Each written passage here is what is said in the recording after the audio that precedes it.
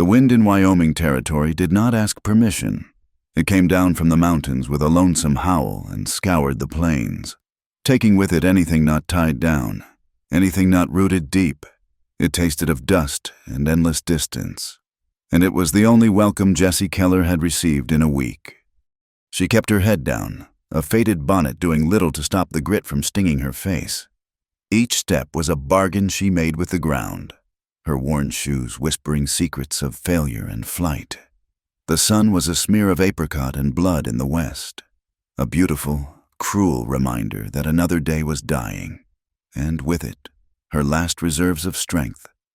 The prairie stretched out around her, a vast, rolling ocean of grass that offered no comfort, no concealment.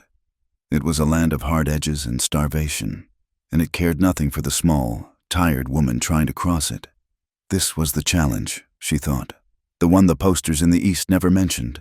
They showed green valleys and plump cattle, not the skeletal remains of a buffalo herd or the grave markers made of simple, weathered wood. Jessie was fleeing. The word felt strange, too simple for the complicated knot of fear and shame that had propelled her across half a continent.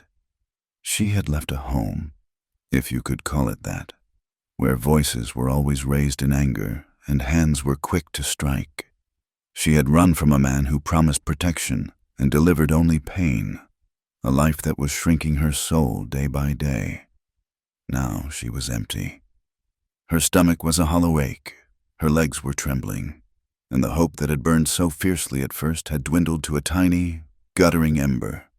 She was 19 years old and felt ancient, worn down to nothing but bone and a stubborn refusal to lie down and die. Not here, not in this empty, godless place. That was when she saw it. At first, just a dark line against the fading light, a disruption in the endless roll of the land, a fence, and beyond it, the solid shapes of a barn and a house. Smoke, thin and gray, rose from a stone chimney, a fragile signal of life in the immense emptiness.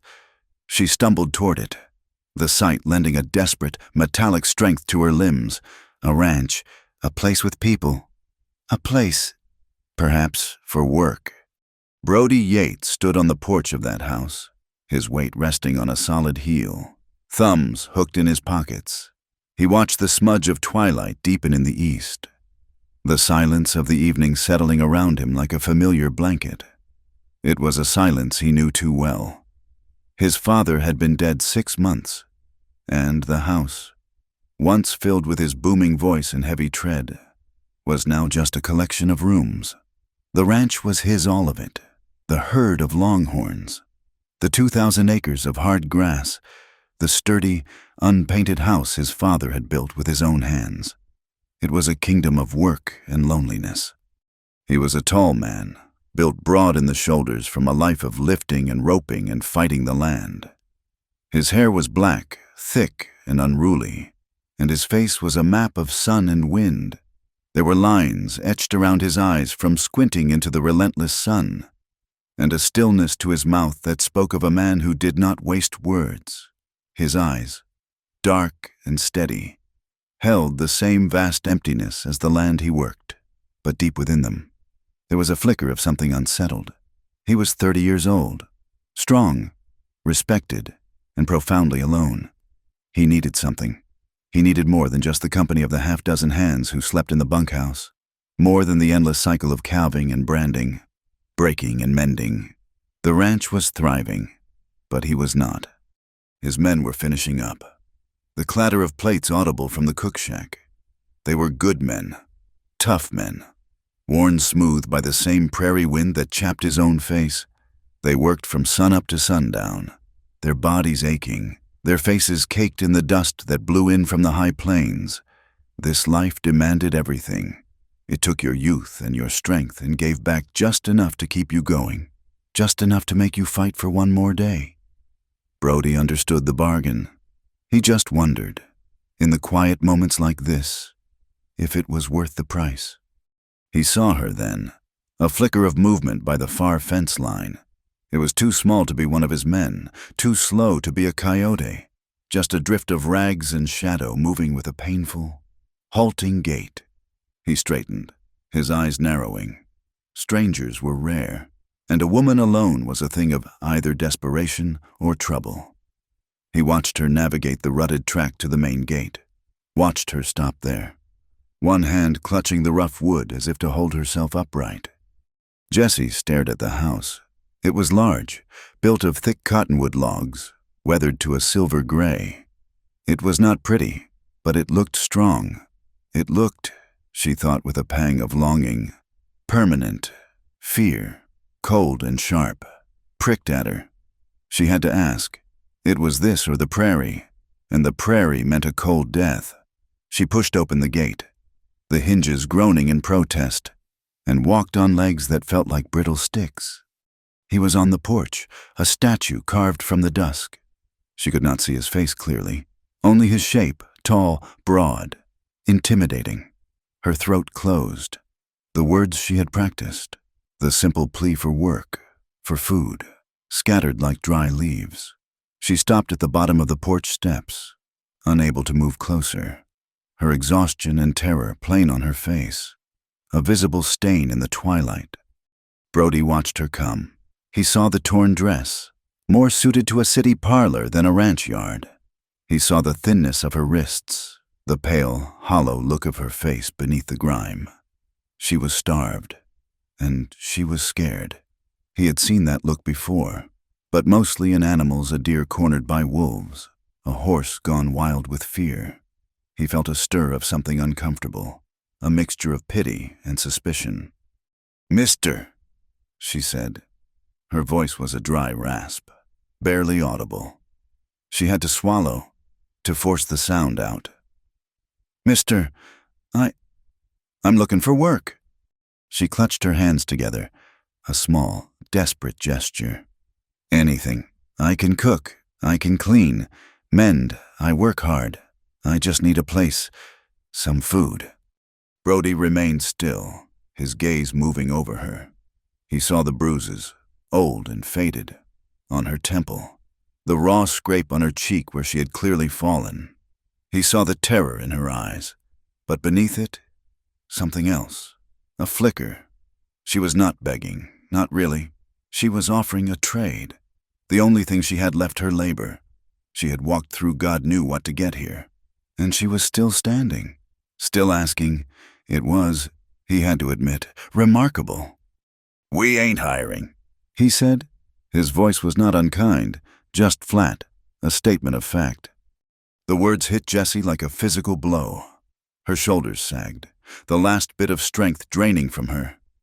She had nowhere else to go. The vast, cold darkness of the prairie seemed to rush in, to surround her. She swayed, a small tremor running through her body. She would not cry. She had promised herself she would not cry again. But the stinging in her eyes was sharp, unbearable. She gave a single, jerky nod, already turning to leave, to walk back into the nothingness. "Where are you from?" His voice stopped her. She turned back, surprised. "East," she whispered. "Pennsylvania." That's a long walk. He still had not moved, still had not unhooked his thumbs from his pockets. He was assessing her. She knew. Like a rancher assesses livestock, judging her strength, her worth. "I had to leave," she said, the words lame, insufficient. Brody considered her. The house behind him was dark, save for a single lamp in the kitchen. It was empty. The silence in that house was deafening. He had a cook, an old cowboy named Silas, who made coffee thick enough to float a horseshoe and biscuits hard as rock. He had men to work the cattle. He had everything he needed, and he had nothing. Jessie waited, trembling in the cool night air. The man was unreadable. His face was hard, carved by the wind, and his eyes, she could not read his eyes. They were just dark, steady. He looked strong, capable of anything. She braced herself, expecting the harsh dismissal, the order to be gone. He let the silence stretch, watching the fight in her, the way she held herself together when she was clearly falling apart. He saw the grit, the resilience, the stubborn spark of life that had not been snuffed out. I got no use for a hired girl, Brody Yates said finally, his voice reprehending. Jessie's heart sank. She nodded, turning away again. But, he said, and the word hung in the air, sharp and clear, the house is empty, and I'm tired of my own cooking. She looked back at him, confused, hope a tiny, painful spark. Mister, he finally moved, taking a step forward, his boots heavy on the wooden planks. He looked down at her, this small, broken thing that the wind had blown to his door. He saw her desperation, her hunger, her fear, but he also saw, clear as day, that she was a survivor. You can stay, Brody said. You can cook, you can clean, we'll call it a wage. You'll have a room. You'll be safe here. Jessie could only stare. The words, they were simple, direct, but they held the weight of salvation. Safe. A room. Food. She felt a wave of dizziness so strong she had to grip the porch railing. Thank you, she breathed, the words catching in her throat. Thank you, mister. You won't regret it. I'll work harder than anyone. Brody, he said. Name's Brody Yates. He stepped back and pushed open the heavy front door, revealing a dark hallway and the scent of wood smoke and old leather. Go on in. Kitchen's in the back. Find yourself something to eat. We can talk more in the morning. Jessie Keller hesitated for just 1 second, the threshold of the house looking like a chasm. Then, taking a shaky breath, she climbed the steps and walked past the tall, silent man into the shadows of his home. The small room under the eaves was cold, but the bed was soft. Jessie woke with a gasp, disoriented, the unfamiliar silence pressing in on her.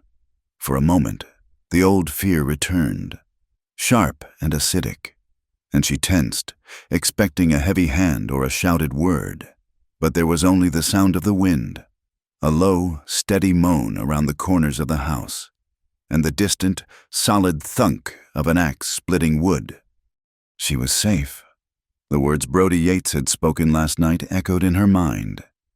You'll be safe here. She sat up, her body a geography of aches.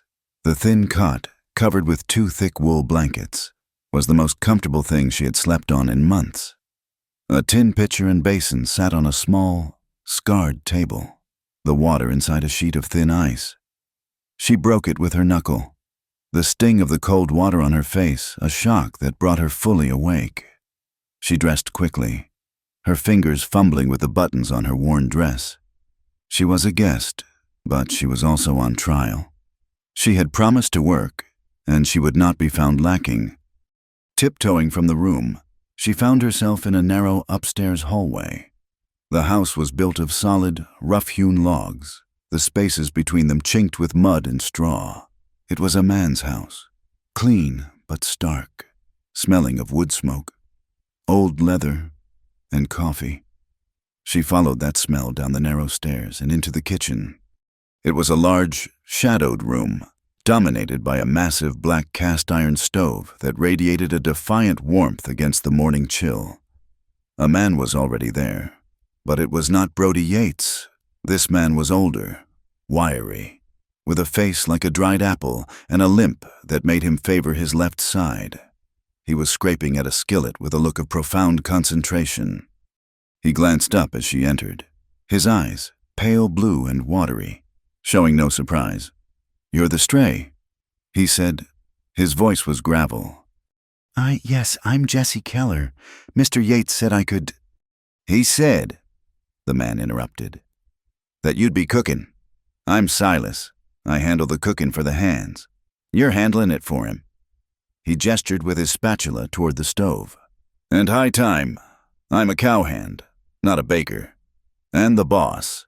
He's particular. I can cook, Jessie said, her voice small but firm. I can start right now. Silas shrugged. Coffee's boiled. He'll be in soon. Don't much care what you make, long as it's hot and there's plenty of it. He scraped the last of some congealed grease into a tin and limped toward the door that led outside, presumably to the bunkhouse. Good luck, girl. You'll need it." Left alone, Jessie took a deep, steadying breath. The kitchen was well stocked, which spoke of a prosperous ranch. Sacks of flour and sugar were stored in a cool pantry. Slabs of bacon and salt pork hung from hooks, and shelves were lined with tins of peaches and beans. This was not the bare-bones poverty she had known. This was a place of substance. She found the coffee pot, dumped Silas's thick tarry brew, and started a fresh pot with clean water from the pump. She found flour, lard, salt, and baking soda. Her hands, cracked and sore, moved with practiced, efficient motions. She would make biscuits. She would make something good.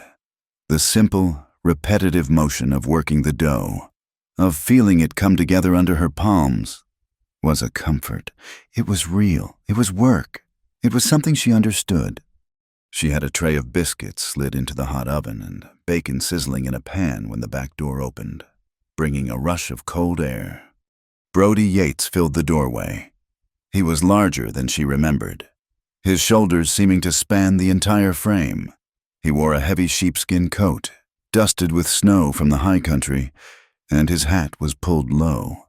He stopped when he saw her, his dark eyes taking in the sight of her by his stove, an apron she had found hanging on a peg tied around her thin waist. He said nothing. He moved to the stove, took off his hat and gloves, and poured himself a cup of the coffee she had made. He sipped it, his face unreadable. Jessie's heart was hammering. This was the moment. This was the real interview. "Good morning, Mr. Yates. I hope you like biscuits." He took another sip of coffee. "It's better coffee," he said, as if this was a significant concession. He sat at the heavy plank table, the wood scarred and worn smooth by decades of meals. Jessie, her hands shaking almost imperceptibly, pulled the biscuits from the oven. They were perfect, light, high, and golden brown. She put a plate of them on the table, along with the bacon and a jar of molasses. He broke one open, steam rising from its center. He ate it slowly, thoughtfully, and then a second one. Jessie stood by the stove, her hands clasped, waiting for the verdict. "You can cook," he said. It was the same flat statement of fact as the night before. "I told you I was a hard worker," she whispered, relief making her feel lightheaded. "I can clean this house top to bottom. I can do the mending. I can start on the laundry right after." "Miss Keller." She stopped. He was looking at her, not at the food. His gaze was steady, intense, and it made her feel exposed. "I appreciate the biscuits," he said, pushing the plate away. "But we need to be clear on what this arrangement is." "Arrangement? I told you last night I wasn't hiring a hired girl." "You said you needed a cook," Jessie said, her confusion mounting. "You said I could clean—" "I said you can cook," he corrected her, his voice quiet but carrying a weight that filled the room. "I'm sure you can clean. That's not what I need." He stood up, turning to look out the small kitchen window at the vast, snow-dusted landscape. The silence stretched, broken only by the crackle of the stove and the ticking of a small clock on the mantel. "Miss Keller," he said, his back still to her. "I don't need a servant." He turned around, his eyes locking onto hers. The loneliness she had glimpsed last night was there, but it was mixed with a hard, practical resolve. "I need a wife." The word struck Jessie with the force of a physical slap. The air left her lungs. A wife. The room tilted, the floor seeming to drop away from her feet. This was it. This was the trap. This was the price of the food and the warm bed. She thought of the man she had fled, of the promises that had turned to fists, of the assumption that her body was part of any bargain she might make for survival. She backed away, her hands flying up as if to ward him off. "No," she choked out. "No, sir, you misunderstood. I'm looking for work, just work. I can't, I won't." Tears of pure, hot terror sprang to her eyes. She felt so stupid, so naive. To think this man, this strong, solitary rancher, would offer her shelter for nothing. Her voice shook, the tremor running through her whole body. "I'm sorry. I'll leave. Right now. I'll just get my bonnet." She made a move toward the stairs, desperate to flee, to get back out into the cold, clean emptiness of the prairie, which suddenly seemed far safer than this warm, confining kitchen. "Hold on." His voice was sharp, not angry, but commanding. It stopped her in her tracks. She turned, trembling, clutching the back of a chair for support. Brody ran a hand through his thick black hair, a look of profound frustration on his face. He looked embarrassed. "Saints," he muttered. "That came out all wrong. Sit down. Please, Miss Keller, just sit down. I am not that man. I'm not the man you're running from." How did he know the question flashed in her mind? But she was too scared to ask. She remained standing, poised for flight. He let out a long breath, trying again, choosing his words with visible care. "This ranch," he said, gesturing to the window. "It's a big operation. My father built it from nothing. And he didn't do it alone. He did it with my mother. She ran this house. She managed the stores, the garden, the accounts. She wasn't his servant, scrubbing floors for a wage. She was his partner. She was the other half of this ranch." He looked at Jesse, his eyes pleading for understanding. "I've been alone here since my PA died. The ranch is working. The cattle are fine. But the house, this part of it, it's empty. It's just a place to sleep. It's got no heart." Jessie stared, her terror slowly beginning to recede, replaced by a deep, aching confusion. "I am not," he said, his voice low and earnest, "proposing marriage. Miss Keller, not like that. I'm not asking you to my bed. I am offering you a position, a real one." He leaned forward, his hands flat on the table. "I don't need someone to wash my shirts. I need someone to run this house, to take charge of the supplies, to manage the food for the hands, not just for me, to make this place a home. Someone with a stake in it, who cares if it succeeds or fails. Not just someone waiting for payday." He looked at her, his gaze unwavering. "I used the wrong word. I'm a rancher, not a poet. What I need, Miss Keller, is a partner, a companion in this. I'm offering you half the responsibility for this place, the indoor half." Jessie sank into the chair, her legs suddenly unable to hold her. A partner, a companion. He was not talking about what she feared. He was talking about respect. He was offering her a position of power, not servitude. He was offering her a home, not a cage. She looked down at her hands, raw and chapped. She had run from a man who wanted to own her, and she had run straight to a man who was offering her a partnership. It was too much to take in. I don't know anything about accounts," she said, her voice barely a whisper.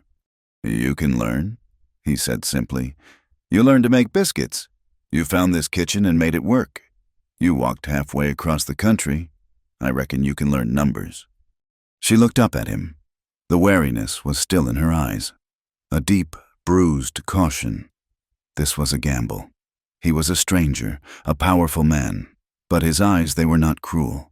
They were honest, and they were, she realized, just as lonely as her own. She made a decision. It was a leap, not into the dark, but into a dim, uncertain light. "I can do that," she said, her voice gaining a fraction of its strength. "I can manage a house. I can learn the stores. I can be your partner for the house." She was setting the boundary, making the terms clear. A small, tight smile of relief touched Brody's mouth. "Good," he said. "That's good." The tension in the room broke, dissipating like steam from the coffee pot. "The wage," he said, "all business now. We'll say $20 a month, and of course, your room and board." Jessie blinked. It was a fortune, more money than she had ever seen. That's very generous, Mr. Yates." "It's fair," he said, pulling his chair back out. "For a manager." He sat down and reached for another biscuit. Now, this is a good start. But there are 8 hands in the bunkhouse, and they eat twice what I do. Do you think you can handle that, Miss Keller? A small, shaky smile touched Jessie's lips. It was the first in a very long time. I think so, Mr. Yates. Brody, he said. My name is Brody. Brody, she repeated. The name felt solid, like the house around them. She stood up and turned back to the stove, her mind already calculating flour, bacon, and beans. She had a job. She had a purpose. She had a home. It was not the one she had ever imagined, and it was tied to a man she did not understand, a man who had, with a single, clumsy word, terrified her and, in the very next breath, offered her a new life. The word wife still echoed in the quiet corners of the kitchen, but for now, she would focus on the work. She would be the best partner this ranch had ever seen. The ranch did not wait for Jessie Keller to heal. It demanded life before the sun, and she gave it. The first week, she moved like a ghost, her footsteps light on the wooden floors, her presence announced only by the scent of fresh coffee and baking bread before dawn. She learned the geography of the house, the creak on the 3rd stair, the way the pantry door stuck when the air was damp, the specific, hollow sound the big iron pot made when it was full of water. Her domain was the kitchen and the main house, but her influence spread. The house, long steeped in the silent, dusty neglect of grieving men, began to change. She scrubbed the floors not with the frantic energy of a servant, but with the steady, possessive motions of an owner. She found a box of old curtains, washed them in lye soap until the faded yellow flowers reappeared, and mended the torn lace. When she hung them, the severe light of the prairie softened as it entered the parlor, making the room feel less like a tomb and more like a place for living. She found Brody's mother's sewing basket, the needle still threaded with blue, and began the endless task of mending. She sat by the fire in the evenings, her hands moving quickly, patching shirts for the hands, darning Brody's thick wool socks, turning collars on his work coats. Brody watched her. He would come in from the cold, the scent of horse and frozen leather clinging to him, and he would stop in the kitchen, just watching her work. He said little. Supper's good, Miss Keller. Snow's coming. The new flour is in the wagon. But his eyes followed her, noting the changes. He noticed the ledger she kept on the pantry's shelf, a neat column of figures tracking the outflow of flour, sugar, and salted pork. He noticed she had organized the root cellar, sorting the potatoes and onions, checking for rot. He saw her talking to Silas, her head bent, listening as the old man, with a newfound, gruff respect, explained how to stretch the venison supply. Jessie, in turn, learned the rhythms of the man. She learned that he drank his coffee black and scalding hot. She learned that he preferred pie over cake, that he hated the scent of lye soap on his plates, and that he had a temper he kept chained, a low rumble of frustration when a fence line broke or a steer went lame. She also learned he was a fair man. When one of the younger hands, a boy named Tom, spoke disrespectfully to her, suggesting her work was easy compared to his, Jessie said nothing, but Brody, sitting at the table, heard. He did not raise his voice. He simply set his coffee cup down with a hard, final click. Tom, he said, his voice quiet. Miss Keller manages the food that keeps you alive. She manages the supplies that keep this ranch running. You will show her the respect you would show me, or you will ride out. Tonight. The boy, pale, had stammered an apology to her. Jessie had only nodded, her heart beating a strange, fast rhythm. Brody had not looked at her. He had simply picked up his cup and continued his meal. He had called her his partner, and he had meant it. The respect was real. It was a shield, and it was a gift. She began to take on more. The neglected chicken coop behind the house drew her attention. It was his mother's, Silas told her. and it had fallen into disuse. Jessie, in the slivers of time between baking and mending, cleaned it out, repaired the nesting boxes, and bartered with a traveling peddler for 6 new laying hens, using money she had saved from the household budget. When Brody saw her scattering feed, his old sheepskin coat draped over her small shoulders, he reined in his horse. "That was not part of our bargain, Miss Keller." She did not stop her work, just looked up at him, the wind whipping a strand of her brown hair across her face. "Fresh eggs for the hens, Brody, and for you. It's good management. It saves us money."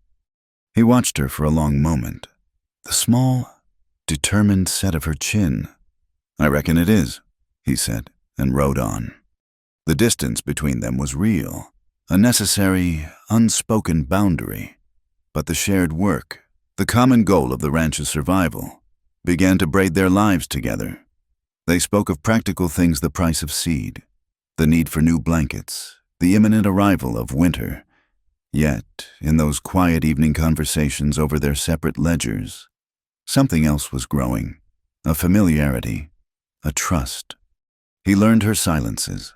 He saw the shadow that passed over her face when a voice was raised in the yard, the way she would flinch if he moved too quickly for the coffee pot. He saw the healed-over scars on her spirit, the deep, abiding caution. And she learned his. She saw the profound loneliness in him, the way he would stand on the porch at dusk, staring out at the land, his shoulders slumped, as if he carried the weight of the entire territory. They were 2 solitary people, circling each other at a safe distance. Then the blizzard came. It did not arrive gently. It came in the night, a sudden, violent shriek of wind that rattled the log house to its foundations. Jessie woke in the cold darkness to the sound of a roaring, invisible monster. By dawn, the world was gone, erased by a solid, driving wall of white. The snow was not falling. It was moving sideways, a horizontal river of ice and wind. Brody and his men had been out for hours, fighting to get the main herd into the shelter of the South Canyon. The hands looked like ghosts, their faces caked in ice, their movements slow and labored. Jessie kept the stove roaring. A massive pot of coffee and another of stew perpetually hot. Late in the afternoon, Brody burst into the kitchen, the door slamming open against the wall. He was a creature of ice, his beard and eyebrows thick with it. "Silas!" he bellowed. "Rope!" "They're all in the barn," Jessie said, her voice sharp with alarm. He looked frantic. "Brody, what is it? Are you hurt?" "The yearlings," he gasped, pulling off his frozen gloves, his fingers raw. "A dozen head. They drifted south, got separated. They're trapped against the east ravine. The snow's drifting. They'll walk right off the edge or freeze by morning." "The other men?" "They're half frozen," he said, grabbing a fresh rope from a peg and a new coat. "They're done. I have to go." "You cannot," she said, standing in front of the door. "You cannot see 10 feet. You will die out there." "They're my cattle. Jessie, I'm going." The way he said her name. Jessie, not Miss Keller, with such desperate finality. It broke something in her. She looked at this man, strong and stubborn, willing to walk into a white hell for his animals. "Then I am coming," she said. He laughed, a harsh, dry sound. "Do not be a fool. You'd be dead in 20 minutes. Stay here. Keep the fire hot." "You need a partner. Brody," she said, her voice as hard as his. She was already moving, pulling on her own worn coat, and then, decisively, grabbing his father's old, massive sheepskin coat from the hook and pulling it on over her own. She stuffed her skirts into a pair of his old trousers she used for cleaning the flue. "You cannot see. You cannot pull them alone. You need someone to hold the lantern, to hold the rope. I will not be dead weight, and you will not go alone." He stared at her, this small woman buried in his father's coat, her face pale, but her eyes blazing with a fire that matched the storm. He did not have time to argue. He gave a single, sharp nod. "Get the rope from the porch, tie it around your waist. and tie the other end to me. If you fall, I will not lose you. Do exactly as I say. Do not, for any reason, let go of the lantern." The world outside the door was not a world at all. It was a howling, suffocating chaos. The wind ripped the breath from her lungs. The lantern cast a tiny, useless bubble of yellow light in the blinding white.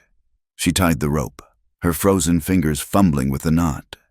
And then she was just a shadow following the larger shadow of Brody, who leaned into the wind.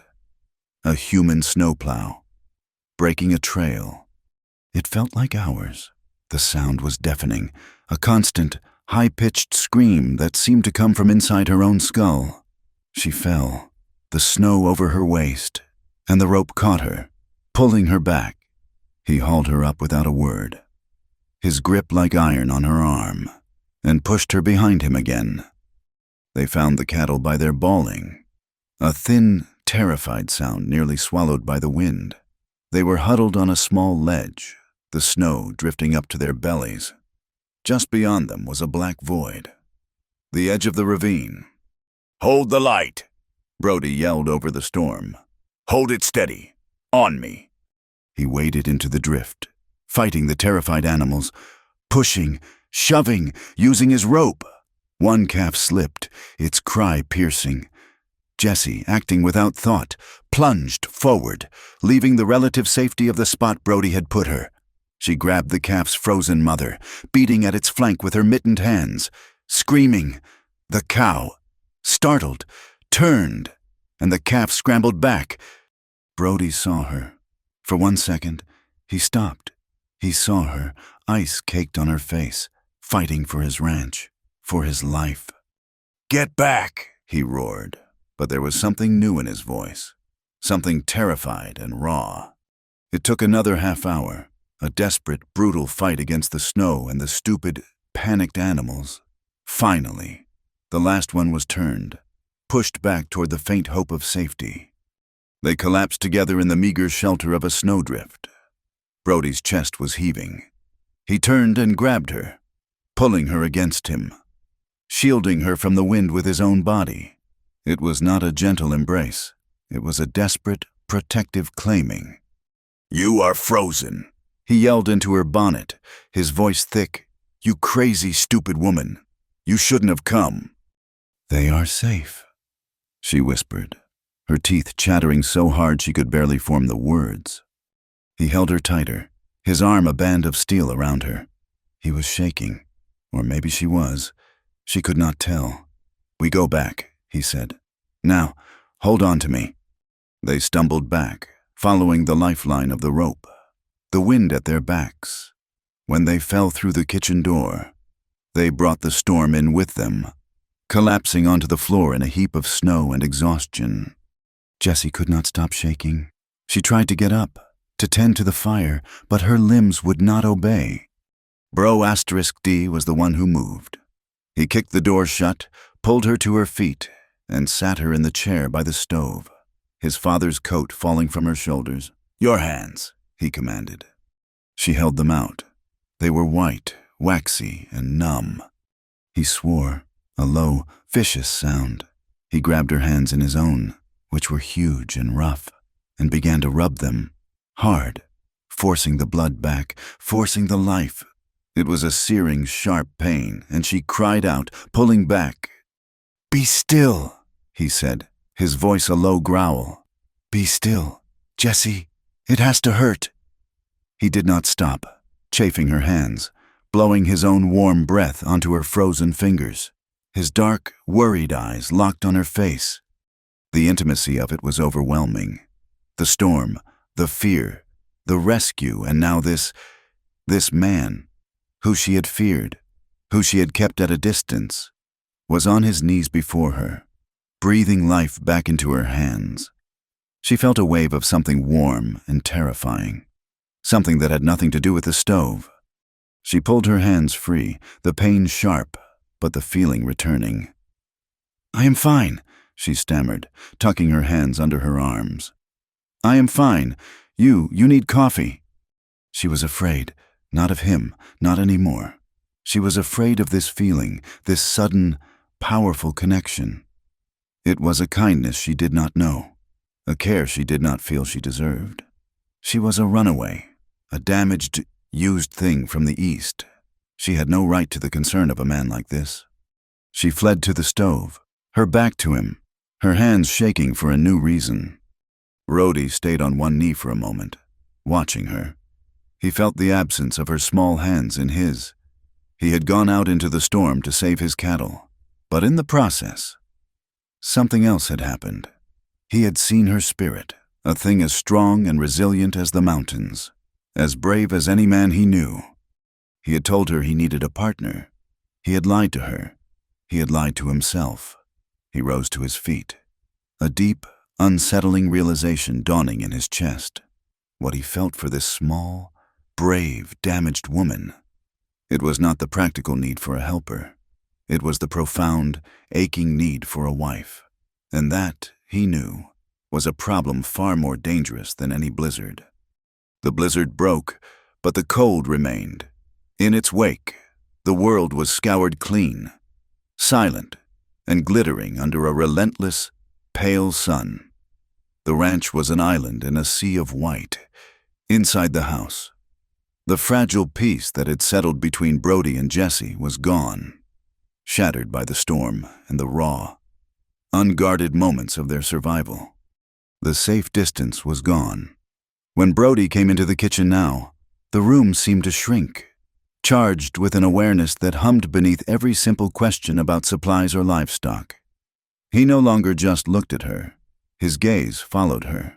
A heavy, warm weight she could feel on the back of her neck as she kneaded dough or scrubbed the big iron pot. He was quieter than before, but his silence was different. It was not the companionable quiet of shared work. It was a tight, watchful silence, as if he were holding his breath, waiting. He became, in small ways, protective. He took the heavy bucket of water from her hands at the pump, his fingers brushing hers, sending a jolt through her that was sharper than the cold. He cut a mountain of firewood and stacked it just outside the kitchen door, far more than she would need, muttering something about her not having to go out to the main wood pile. He would find reasons to be in the house, fixing a hinge that was not broken, checking accounts that she had already balanced, standing by the stove just to get warm, though he seemed impervious to the cold. For Jessie, this new attention was a different kind of storm, one that raged inside her. The man who had knelt at her feet, breathing warmth back into her frozen hands, was not just her employer. He was Brody. He was the first man in her entire life who had met her fear with gentleness, her spirit with respect. A deep, treacherous warmth bloomed in her chest when she saw him ride in, his shoulders set against the wind. She found herself baking the kind of apple pie he liked, with a thick crust, telling herself it was just part of her job, while knowing, in a secret, fluttering part of her heart, that it was not. But the warmth was always followed by a chill of fear. Her past was a living thing, a ghost that sat at the table with them.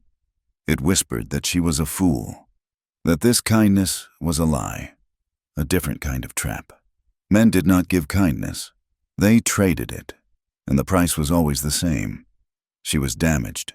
She was a runaway with no name and no family.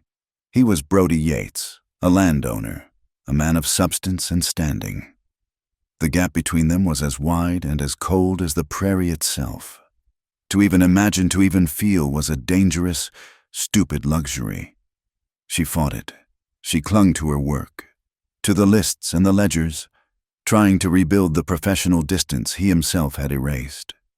Brody wrestled with his own new reality. He had wanted a partner to run his house. He had found a woman who had walked into a blizzard to save his herd. He had wanted companionship. He had found a spirit that called to his own deep loneliness in a way that left him aching. He knew he had frightened her that day, rubbing her hands. He had seen the look in her eyes as she pulled away, not the gratitude he expected, but a flash of the same terror he had seen the night she arrived. He knew she had been hurt by someone. The knowledge was a hard, angry knot in his gut. He told himself to be patient, to give her space. But he was not a patient man by nature. He was a man of action, and this feeling, this deep, resonant pull toward the small, quiet woman who was slowly, stubbornly bringing his house back to life, it demanded action. He was tired of the silence. He was tired of the polite, necessary fictions. The moment came 3 weeks after the storm. Winter had settled in, deep and binding. The wind moaned around the chimney, but the kitchen was a pocket of warmth and light. The hands had eaten hours ago, their laughter and a harmonica's thin wail drifting faintly from the bunkhouse. The ranch was asleep. Jessie sat in the low rocking chair by the stove, her head bent over a basket of mending. The rhythmic snick of her scissors and the pull of the thread were the only sounds, save for the fire's crackle. The light from the oil lamp on the table caught the smooth brown of her hair and cast a soft glow on her cheek. She looked peaceful. She looked like she belonged there. Brody sat at the table, a ledger open before him, a pen in his hand. He had not written a single number in an hour. He was just watching her. He watched the way her brow furrowed in concentration, the efficient, graceful way her small, healed hands moved over his own torn work shirt. He felt a swell of feeling so powerful it almost choked him. It was a fierce protectiveness, a profound tenderness, and a simple, desperate need. "Jessie," he said. Her hands stilled. She looked up, her eyes questioning, wary. The quiet of the room suddenly felt heavy. "Yes, Brody." He stood up, pushing the chair back. He walked over to the stove, not to her, and leaned against the warming oven. Much too close. She could feel the heat of his body, smell the faint, clean scent of lye soap and leather. She gripped the shirt in her lap, her knuckles white. "I need to thank you," he said, his voice low. "For what?" she whispered. "The mending. It's my work." "No." He shook his head. "Not for the mending, for this." He gestured around the kitchen. "For the house, for the quiet. It's not an empty quiet anymore. And for the storm. For my cattle. For not letting me go out there alone." She looked down, uncomfortable. "I was your partner. That was the agreement." "That was the agreement," he repeated, his voice rough. He took a step closer. She had to tilt her head back to look at him, her heart starting a slow, heavy drumbeat against her ribs. "That first morning," he said, his dark eyes locked on hers, intense, unblinking, "when you were so scared, and I said that clumsy, stupid thing about needing a wife." Jessie's breath caught. She started to speak, to deflect. "You explained you meant a manager." "No," he said, cutting her off, his voice dropping to a near whisper. "I explained it away. I lied. To you, and to myself. I was telling the truth. Jessie, I was too much of a fool to know it." He reached out, not to touch her, but to touch the shirt she was holding. His finger brushed the rough denim, a breath away from her own hand. "I watch you. I watch you take charge of this place. I watch you count flour and bake bread and face down a blizzard like it's just another chore. You're stronger than any man I know." He looked at her, his face taut with a vulnerability she had never seen. "This partnership, it's not enough. Not for me. It's not what I want." She just stared, her eyes wide with a dawning, terrifying understanding. "I've been alone a long time," he said, his voice thick. "I thought I just needed help, but you're not help, Jessie." He finally met her gaze, his own filled with a raw, honest hunger that stole her breath. "I don't need a servant," he said, the words slow, deliberate, and heavy with meaning. "I need a wife." The words hung in the warm, lamp-lit air. This was not the clumsy proposal of a desperate, lonely rancher. This was not a practical arrangement. This was a confession. It was a plea. It was the sound of a man laying his heart, bare and vulnerable, at her feet. and it terrified her. All the warmth she had felt for him curdled into a cold, sharp panic. He was not talking about running a house. He was talking about marriage. He was talking about her. About the things a husband expected of a wife. The things she had fled. The ownership. Her past rose up like a suffocating shroud. The angry voice. The bruising hands. The feeling of being trapped. Of being a thing.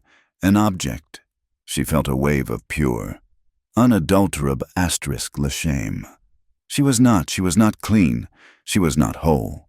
She was not the kind of woman a man like Brody Yates married. He was a good man, a kind man, and he deserved someone better, someone who was not broken. "No," she whispered, the word torn from her. She scrambled to her feet, the rocking chair bumping against the floor, the mending basket spilling spools of thread. "Please don't." She backed away from him, her hands held up as if to ward off a blow. "Brody, you don't know me. You don't know what I am, where I've been." "I know you," he said, taking a step toward her, his hands open. "That's all that matters." "No!" Her voice was sharper, trembling on the edge of hysteria. You've been kind, the kindest man I've ever known. But I can't. I am not what you're looking for. I'm not wife material. I'm just the hired help." The social chasm she had sensed now felt impossibly wide. He was the master. She was the runaway. The world would have a name for a woman like her who married her employer. And she could not bear it. She could not bear his kindness because she could not repay it. Not in the way he wanted. "Jesse, listen to me." "I can't," she choked out. "I'm sorry, I can't." Before he could say another word, she turned and fled. She ran from the kitchen, from the warm light, from the look in his eyes. She ran up the cold stairs to her small room under the eaves and slammed the door, throwing the flimsy bolt. She collapsed onto the bed, her body shaking, not from the cold, but from a new and terrible fear. She had run from a man she hated, and now she found herself running from the only man she had ever. She dared not even think the word. She had found a safe harbor, only to discover that the deepest danger of all was lurking right there, in her own heart. The frozen silence of winter finally broke, melting into a muddy, tumultuous spring. The thaw was not gentle. It came with a ferocious, warm wind that melted the deep snowpack in a matter of days, turning the hard-baked ground into a treacherous mire. The creek swelled, and the ravine that had nearly claimed the yearlings became a shallow, gurgling river. Jessie had found a fragile equilibrium.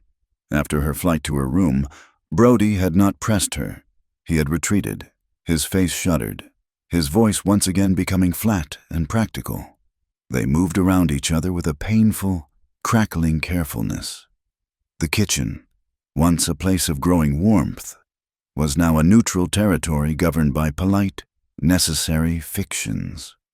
"More coffee, Mr. Yates." "We are low on beans, Miss Keller." The space between them was charged, filled with the words he had spoken and the terrified "no" she had thrown back at him. She worked with a quiet, desperate intensity, trying to be nothing more than the manager he had first proposed. But she was lying to herself. Every time he entered the room, her heart gave a painful, lurching jump.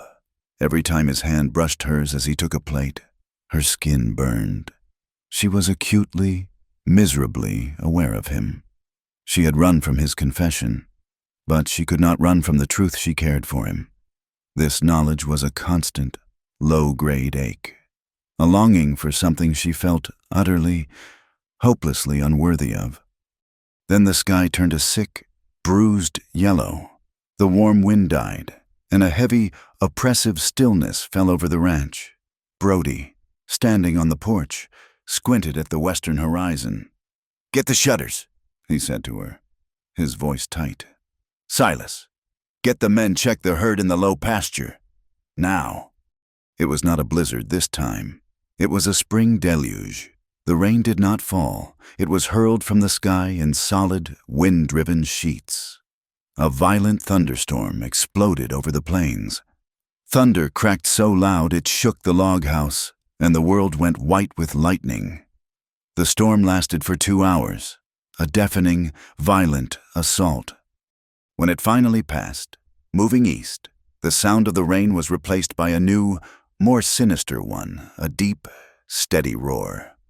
Tom, the young hand, burst into the kitchen where Jesse was lighting lamps against the premature dusk. He was soaked to the bone, his face pale with panic. "Mr. Yates, it's the creek. It's out of its banks. The whole low pasture, it's a lake. And the ravine, God. The ravine is a—" Brody was already pulling on his coat. The herd— "They're trapped!" Tom gasped. "The water's rising so fast, it cut 'em off. They're on that little rise by the cottonwoods, but the water's coming up. It's the flash flood. Sir, all that snow melt from the mountains. And now this. Get the ropes. Get every man," Brody commanded. He turned, and Jessie was standing there, holding his slicker. She said nothing, her face as pale as the cowhand's, but her eyes were steady. She was not running. She was not hiding. She was waiting for orders. He looked at her, and in that second, all the pretense, all the careful distance of the past weeks was annihilated. He took the slicker, his fingers brushing hers. "Stay in the house. Jessie, lock the door. This is not the snow. This is water. It's treacherous." "The men will be soaked," she said, her voice surprisingly level. "They will be cold. I will have the fire roaring and hot food. I will be ready." It was a promise. He nodded, a sharp, quick gesture. "Be safe." And then he was gone, running into the muddy, roaring twilight. For hours, she worked. She built the fire in the main hearth so high it snapped and spat. She put on the largest stew pot, filling it with cured ham, beans, and the last of the winter potatoes. She baked sheet after sheet of quick cornbread. The house was an arsenal of warmth and food, her answer to the chaos outside. Every crack of thunder, every roar of the wind, made her jump. She found herself at the window, peering into the black rain-lashed darkness, her heart a cold knot of dread. She was not afraid of the storm. She was afraid for him. It was near midnight when they returned. They did not come in a group. They stumbled in, one by one, looking like men who had drowned and come back to life.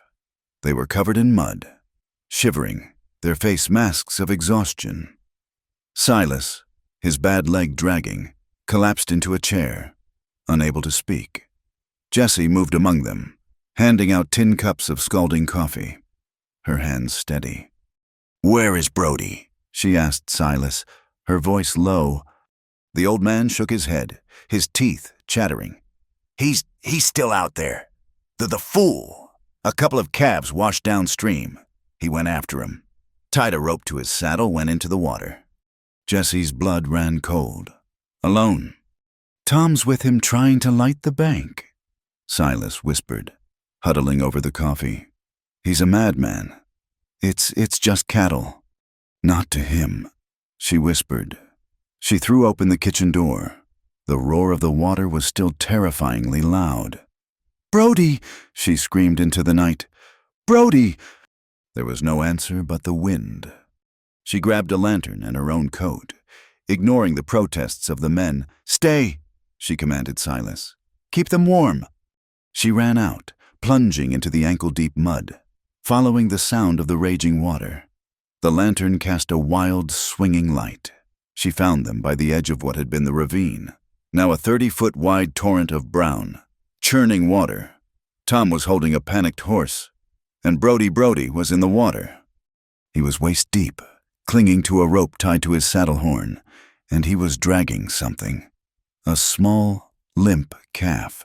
He was fighting the current, his legs straining, his face a mask of brutal effort. He heaved the calf onto the muddy bank and then staggered out, collapsing to his knees. He was breathing in great, ragged gasps. "That's the last one," he choked out, pushing his soaked hair back from his face. Brody! Jesse ran to him, skidding in the mud, holding the lantern high. Are you hurt, dear God? He looked up, and his eyes, in the wild lantern light, were blazing. He saw her face streaked with rain and mud, her hair plastered to her head, her eyes wide with a terror that was purely for him.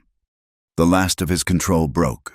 The weeks of holding back, of respecting her fear, of lying to himself that he could live with her as just a partner, it all came apart. He surged to his feet and grabbed her, his hands hard on her arms. I told you to stay inside, he roared, his voice raw with adrenaline and something else, something deeper. I was worried, she stammered, frightened by his intensity. Worried, he repeated, his laugh a harsh, broken sound. You were worried. He pulled her closer, his grip desperate, as if he were still in the flood, clinging to a lifeline. Jesse, do not you understand? He was shaking, not from the cold, but from a force of emotion that was as violent as the flood. I stood in that water, he gasped, and I wasn't thinking about the cattle. I was thinking about you. I was thinking that if that current took me, I'd never get to tell you. Brody, please, you're cold, I love you, he shouted. The words ripped from him, loud enough to be heard over the dying storm. Do you hear me? I love you? Not because I need a cook, not because I need a partner for this ranch. He put one muddy, shaking hand on her cheek, his thumb brushing away the rain. His voice dropped, thick with a desperate, ragged sincerity. I love you. I love that you're scared and you stand your ground anyway. I love that you walked into that blizzard.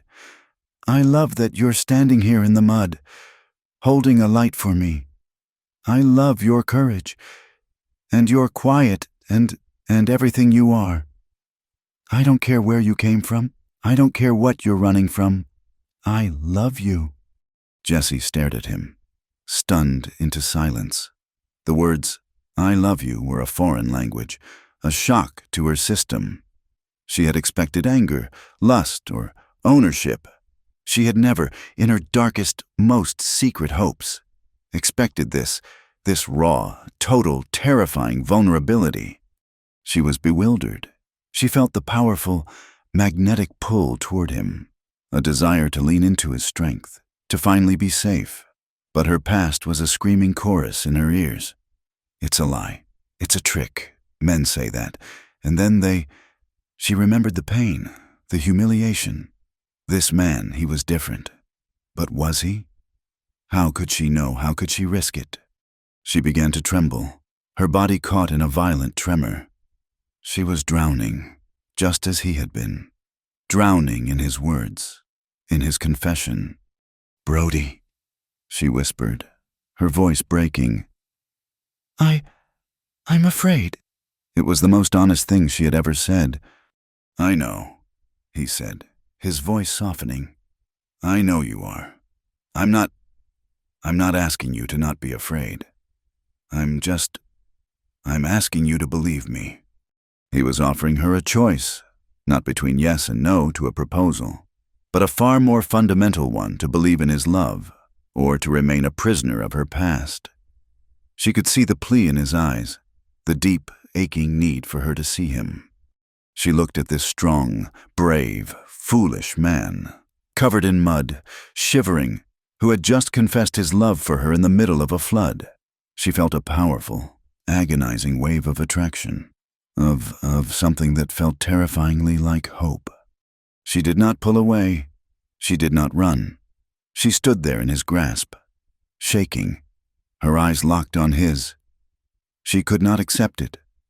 Not yet, but for the first time in her life. She did not reject it either. She just stood, and in the wreckage of the storm, that was everything. His words hung in the roaring dark, a confession as raw and wild as the floodwater at their feet. I love you. Jesse stood frozen, his muddy hands on her arms, his blazing eyes searching her face. Her own words, I'm afraid, felt thin and small against the force of his She waited, her body tensed, for the next move, for the anger at her hesitation, for the grip to tighten, to become possessive, for the kindness to curdle into demand. That was the pattern. That was the truth she knew. But Brody's face softened. The fire in his eyes did not die, but it banked, becoming a deep, steady glow of concern.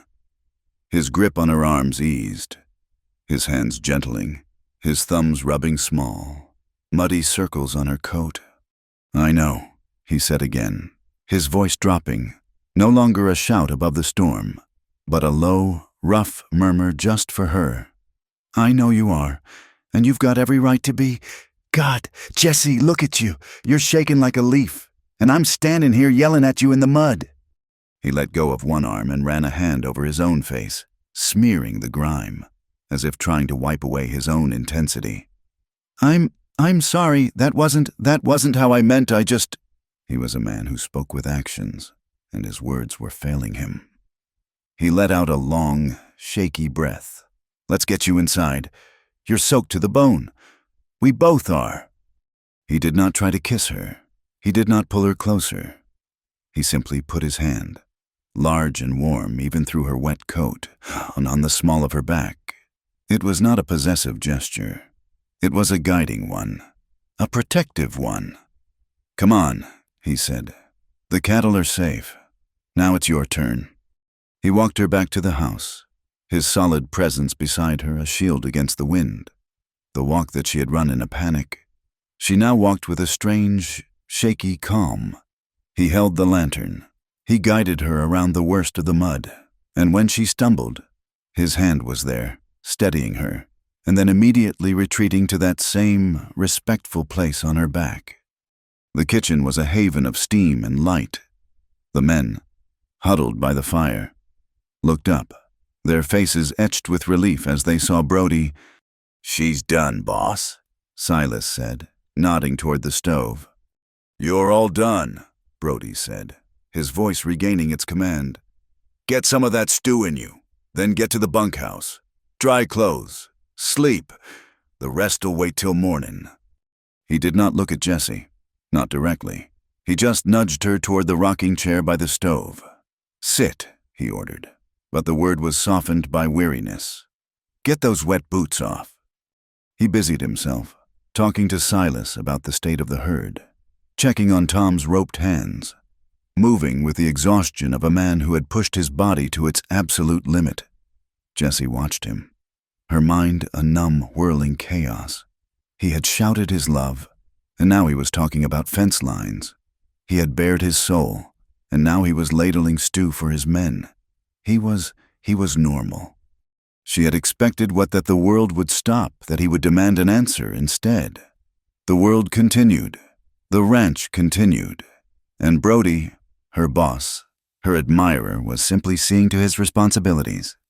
After the men had eaten and trudged out into the night, the kitchen fell into a profound silence, broken only by the hiss of the fire and the drip of their wet clothes. Brody finally sat down at the table, his head in his hands, his whole body slumped. Jessie found herself moving. She ladled a bowl of the thick, hot stew and placed it in front of him. She poured him a cup of coffee. These were the actions of her job, the familiar, safe motions of her role. He looked up, his face gray with exhaustion. "Thank you, Jessie." His voice was quiet. She nodded, retreating to the other side of the stove, kneading the solid, hot iron between them. She had to say something, to acknowledge. "Brody," she began, her voice a whisper. "What you said out there?" He looked down at the stew, stirring it with a spoon, though he did not eat. "I meant it," he said, his voice flat with weariness, but firm. "Every word, but I also meant what I said after. I know you're afraid. I won't push you." He finally raised his eyes to hers, and she saw no lust, no anger, only a deep, bone-deep sadness. "You've got a place here, Jessie. You've earned it. That doesn't change. Nothing has to change unless you want it to." He was giving her an escape. He was offering her the chance to pretend it had never happened. He was in his own clumsy, honorable way, putting her safety and her comfort above his own heart. "Go on up to bed," he said, standing slowly, every muscle clearly aching. "You're half frozen. I'll just sit a bit." She fled, again. But this time, it was not in terror. It was in a profound, earth-shattering confusion. The days that followed were a blur of mending the ranch. The flood had receded, leaving a wasteland of stinking mud, uprooted trees, and broken fences. It was hard, grueling work for everyone. Jesse's work doubled, cooking for the exhausted men, scrubbing the layers of mud from the house, salvaging what she could from the flooded root cellar. And Brody was patient. He was more than patient. He was constant. He treated her with an almost painful courtesy. He called her Miss Keller in front of the men, his tone all business. He discussed the household needs with the same practical gravity as before, but his eyes never left her. When she handed him his plate, his gaze would meet hers, just for a second, and in it she would see the unretracted confession, the steady, waiting warmth. He did not crowd her. He did not seek her out. But if she was lifting something heavy, he would suddenly be there, taking it from her. "I've got that, Miss Keller." When she sat mending by the fire, he would take the chair across the room, busy with his own ledgers. But his presence was a comfort, a silent, watchful protection. He was proving, in every quiet, unremarkable action, that he was not the man from her past. Her past. It was a dark, suffocating room she had kept locked. Now, his confession, his patience, was forcing her to open the door. She would lie in her small bed under the eaves, the house silent, and she would remember. She remembered the first man, her stepfather, his voice thick and slurred, his hand quick and stinging. She remembered the feeling of being small, of being wrong, of being the cause of his anger. She remembered the man she had run from in Pennsylvania, a man who had offered her a job as a housekeeper and had, on her second night, cornered her in the pantry. His promises of a good life turning to threats, his hands. She would bolt upright in bed, her heart pounding, the cold sweat of fear on her skin. Then, into that dark room of memory, would come the image of Brody. Brody, on his knees, his face taut with concern, chafing her frozen hands. Brody, his voice quiet but absolute, defending her to the young cowhand. Brody, wading into a freezing flood to save his animals. Brody, his face streaked with mud, his voice thick, saying, "I love your courage." The men from her past had wanted to take. They saw her as a thing to be used, to be bent to their will, to absorb their anger. They had wanted to break her. Brody had seen her after she was already broken, and he had seen strength. He had seen courage. He had not tried to possess her. He had offered her a partnership. He had not demanded her affection. He had, with a terrifying, beautiful honesty, offered her his... He was not trying to fix her. He was not pitying her. He was loving her. One evening, a week after the flood, she was in the kitchen, scrubbing the last of the mud from the floorboards. It was back-breaking work. She was on her hands and knees, her arms aching, her hair falling into her face. She heard his boots, and she tensed. He stopped in the doorway. She kept scrubbing, her head down, her heart starting that familiar, nervous beat. She expected him to walk around her, to go to the stove for coffee. Instead, his boots remained.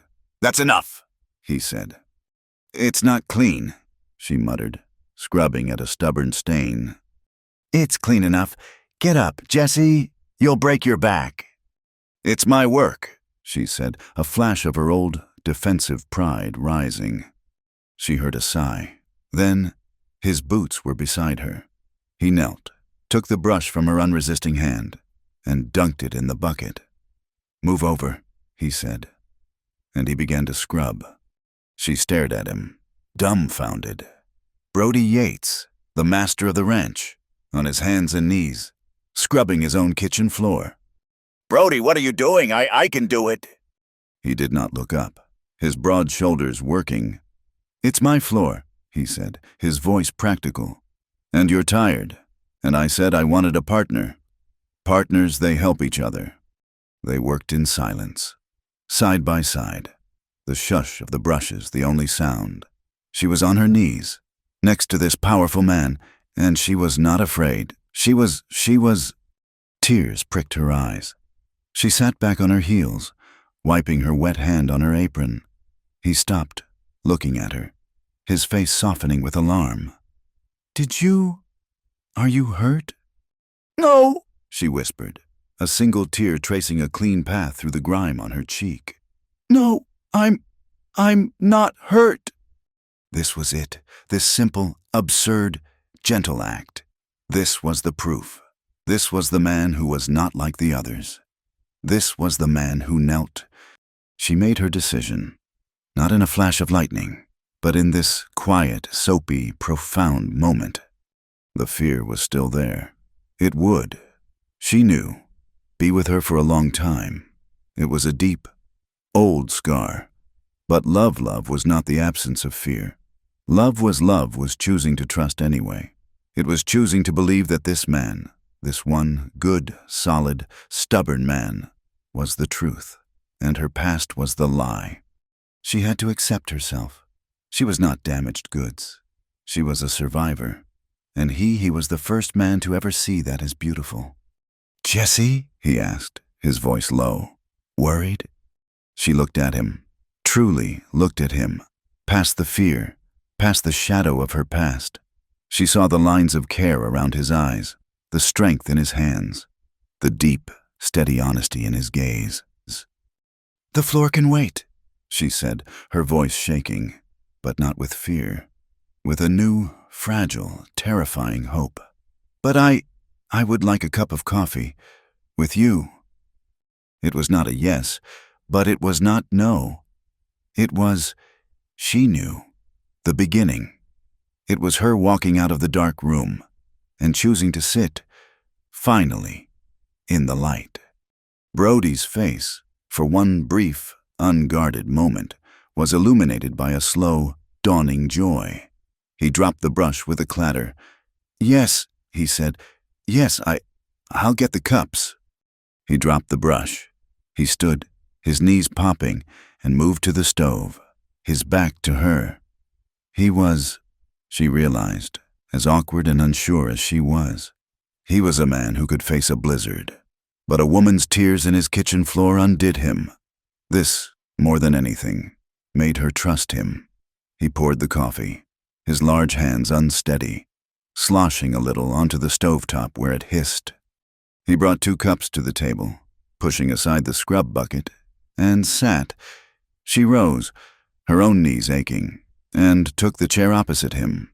The half-scrubbed floor, the smell of soap and mud and fresh coffee, the quiet intimacy of the room, it was all so terribly, wonderfully normal. She started, her voice a small, tight thing. "You need to know why I'm like this, why I ran." Brody wrapped his hands around his cup. "Jesse, you don't have to." "Yes?" she said, her voice gaining a thin, reedy strength. "I do, or I'll never be able to drink this coffee." She looked down into the black liquid. "Where I come from in the East, I was a servant. Before that, well, it was not a kind place." She took a shaky breath. "Men, they are not. They have not been like you. They see a woman who is alone, who has no one, and they see a thing to be used, a thing to take their anger out on. They make promises, but the promises, they're just traps." She did not give him details.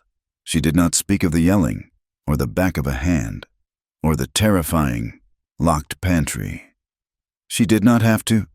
He could see the shadows of it in her eyes, in the way she had flinched for months.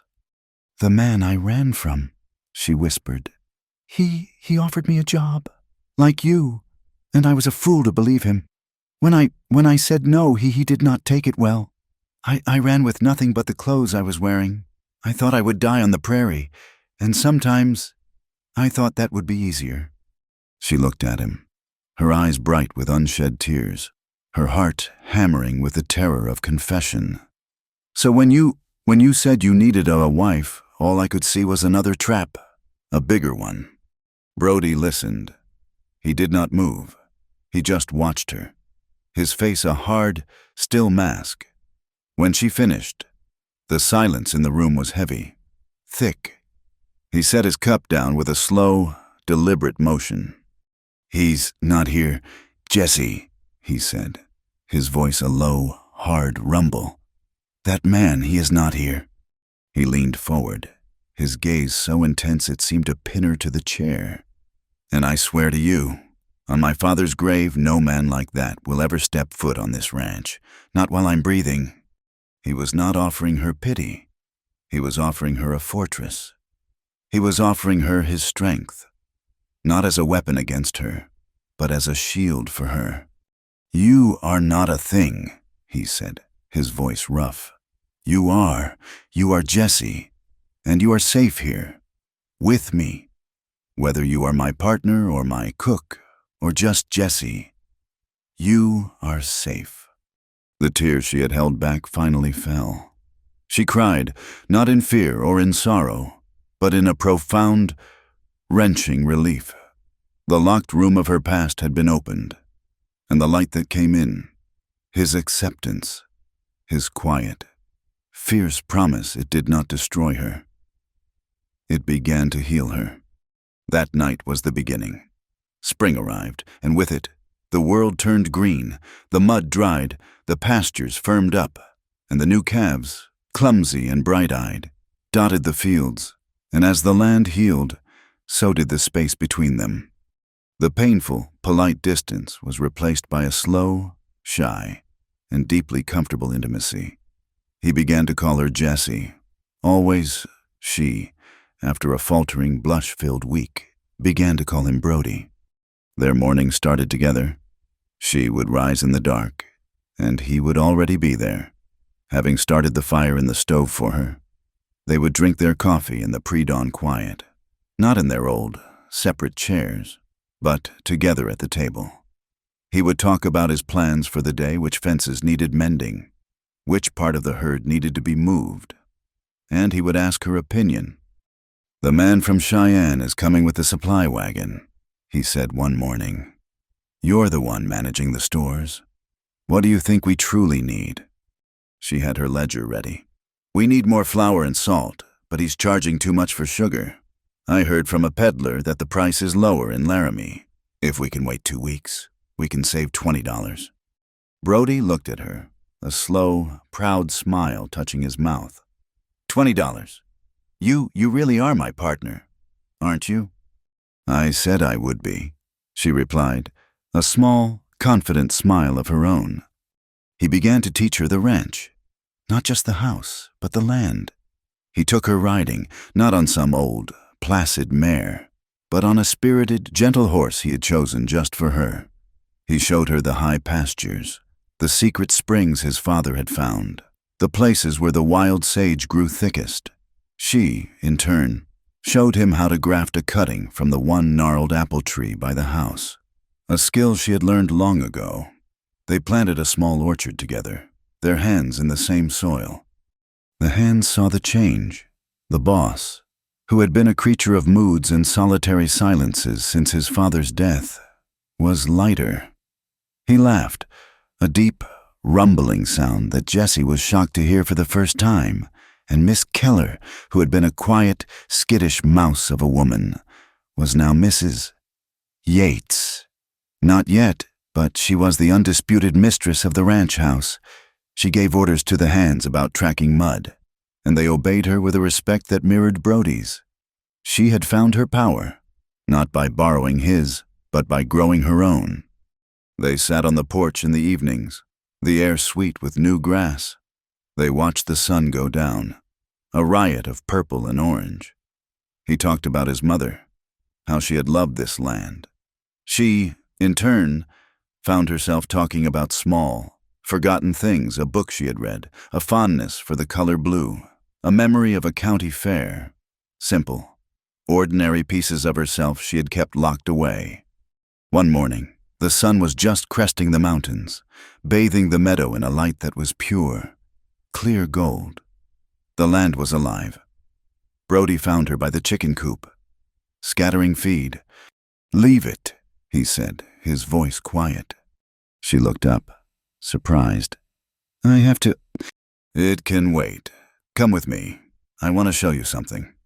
He had the horses saddled. He led her out, not toward the pastures, but up the small rise that overlooked the whole ranch. It was the place where the blizzard had almost taken the yearlings. It was the place where the flood had raged. It was the place that had, in fire and in ice, forged them. They sat on their horses, side by side, looking down. The ranch was peaceful, the smoke from the kitchen chimney rising in a thin, straight line. "Look at it," Brody said, his voice full of a quiet awe.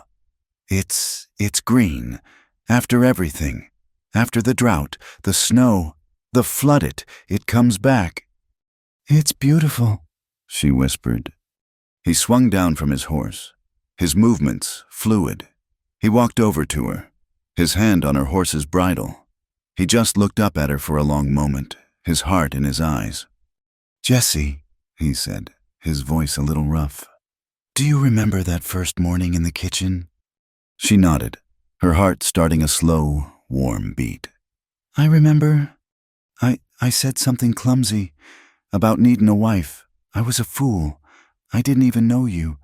I just knew I was lonely, and I scared you." "You did," she agreed, her voice soft. "And then," he continued, his gaze unwavering, "after the flood, I said I loved you, and I scared you again.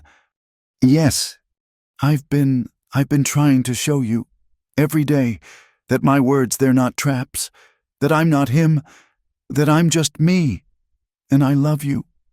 I love you more than this land, and God knows I love this land." He reached into his coat pocket. He pulled out not a new, glittering ring, but a simple, worn, wide gold band. "This was my mother's," he said. "She was my father's partner. In everything, she worked this ranch with him. She built this house with him. She loved him, and he loved her. It was a good, hard, true life." He held it out, not to her, but in his palm. I am not a rich man from the East. I can't offer you silks or an easy life. This life is hard. There will be more blizzards and more floods. There will be more fear." He looked up at her, and his soul was in his eyes. "But I will stand with you in all of it. I will keep you safe. I will kneel on the floor and scrub with you. I will. I love you, Jessie Keller, and I'm asking you not just to be my partner in the house. I'm asking you to be my partner in all of it, in my life. Will you be my wife?" Jessie looked down at him, at this strong, good, patient man. The old fear was still there, a thin, faint scar in the back of her mind, but it was powerless. It had no hold on her, not anymore. She saw him, and she saw home. She saw safety. She saw a love so real and solid it felt like the ground beneath her feet. She did not realize she was crying until a tear hit her hand. She swung down from the horse, her skirts landing in the green grass. She stood in front of him. You were the first," she whispered, her voice thick. "The first man who looked at me and didn't see something broken. You saw me." "I see you," he said, his voice thick. "And you are the strongest, bravest woman I have ever known." "I'm still afraid, sometimes," she admitted. "So am I," he said, a small, shaky smile touching his mouth. "I'm terrified you'll finally realize you're too good for this place. And for me," she laughed, a real, watery laugh. She took his hand, the one with the ring. "Yes," she said. "Yes. Yes, Brody Yates, I will be your wife." He let out a breath he seemed to have been holding since the day she arrived. His hands, rough and calloused, cupped her face, and he kissed her. It was not the desperate, clinging hold of the storm.